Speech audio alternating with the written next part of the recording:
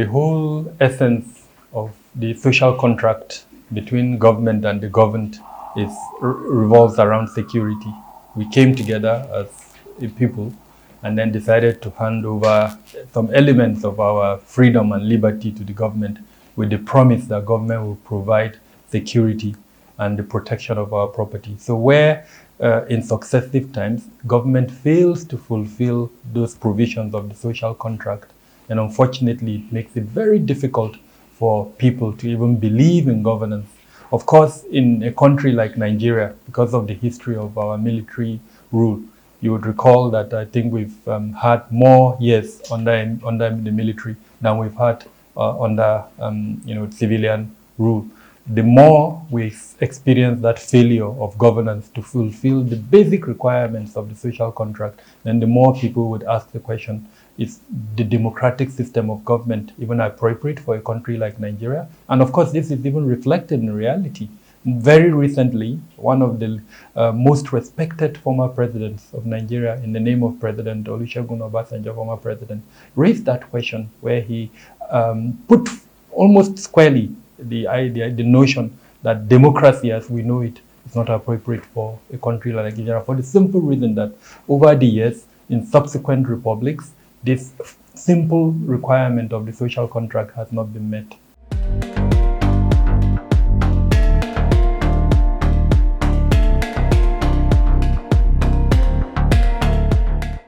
It's extremely vital.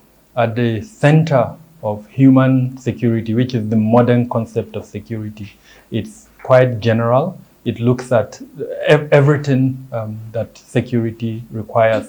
So as an example, it includes food security, it includes health security, it includes physical security that we're discussing, cyber security. That's human security in a nutshell. Now, at the very center of that is risk management, where you identify the threat elements, you determine the vulnerability and the impact, and then of course you now put forward mitigation measures.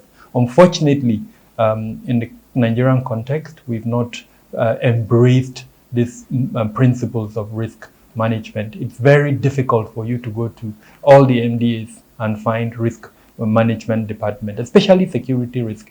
In the financial sector, the risk management concept has been embraced. I don't think there's any bank in the country that does not have a risk management department, but they are looking at financial risk.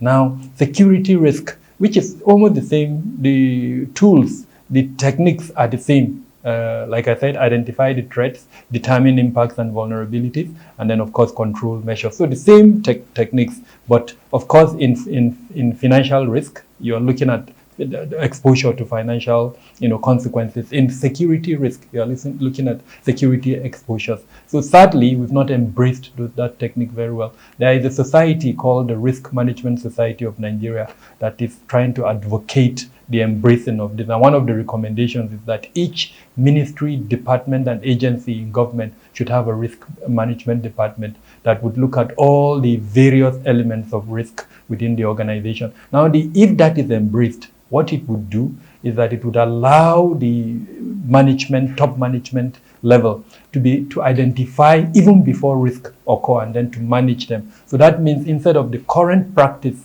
of waiting until it happened and happens and then you manage them, you are able to look ahead and prevent them from even happening.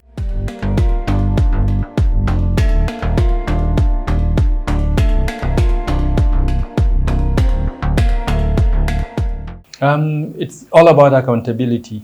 And so in introducing M&E, monitoring and evaluation elements, where at the beginning, and I must commend the Buhari administration for putting forward a performance management mechanism. It's not been spoken about very well, but just before he left, he ended his tenure, he signed the executive order, I think 13, which has now embedded performance management within governance. And then of course the Bola Ahmed Tinubu administration took it up. For the first time in our history, a transition committee was actually put up. That transition committee worked with the outgoing government and the incoming government. They produced the policy document that was handed over to the current administration. And then, of course, the current administration used that to produce a compendium of policies that it called its 8 deliverables. And now, just I think at the end of October, at the end of October, the government signed a performance bond. The president signed a performance bond with the ministers. So all of these are elements of M&E.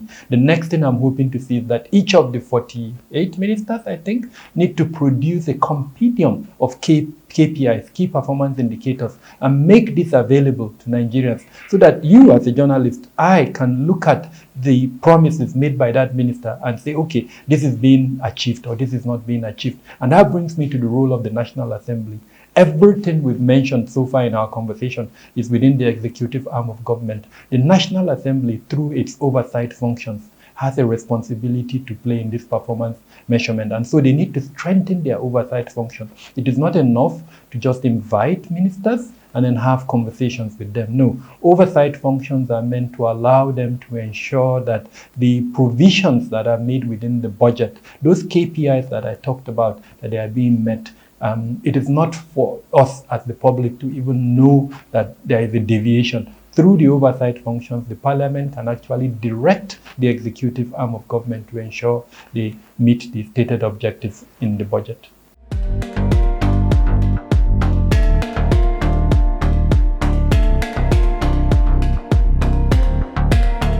We already have the Oronsonyo report, and I know there is pressure on the current government. There was pressure on the previous government to ensure that those reports are implemented. In simple terms, that's what we need to do. We don't need to reinvent the wheel.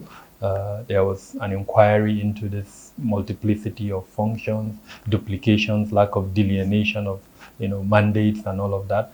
That report covered it clearly. I know there is more that can be done, but at least let's start with the recommendations of that report. That some of these agencies don't even need to exist. Now, at the level of coordination, I think within the security sector, there are about 6 coordinating elements, and it shouldn't be the case. If you pick the police as an example, the police, which is the lead internal security agency, is under the Ministry of Police Affairs. But if today you ask any expert in security, he will tell you that in most countries it is the Ministry of Interior that has responsibility for internal security. So that in itself is a challenge. You have 2 ministries with more or less the same responsibility, but that are separate. So there is a need to find ways for the 2 ministries to shake hands, even if there is some political reason to separate them. In terms for operational purposes, they need to work together.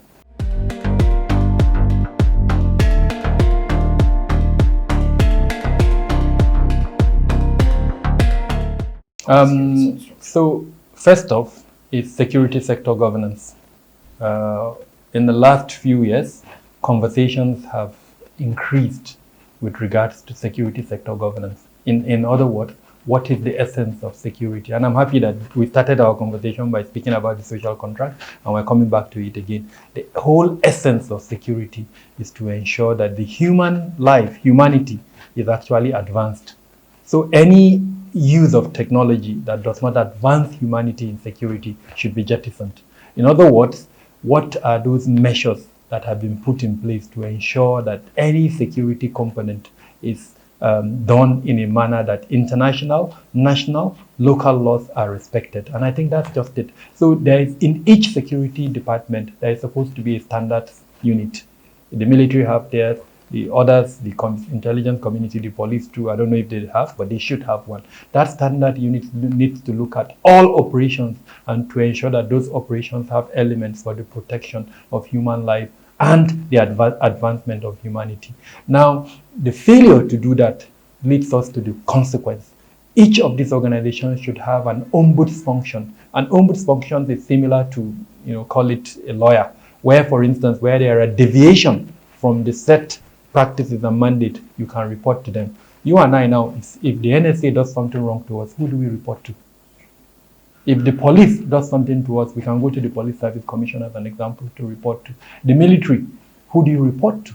So there is a need for an ombudsman within the security sector for each of these. And the amazing thing is that it's actually there in the Constitution. If you look at the Security Services Act, I think 2016, it provides for the appointment of an ombudsman, but we've not appointed that. But like I said, the police have the PSC, so you can report for errant police officers, the PSC. If the other elements, there are 29 ministries, departments, and agencies in security. There is a need for an ombudsman in all of them. They need to have internal mechanisms for ensuring their standards meet both national and international, requirements. But beyond that, because trust is good, but control is better.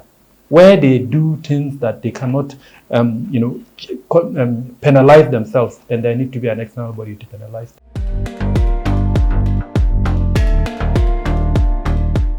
Let's not politicize security. It's as simple as that. The consequence would be disastrous for us as a country. Security is too important, and I start from the security agencies themselves.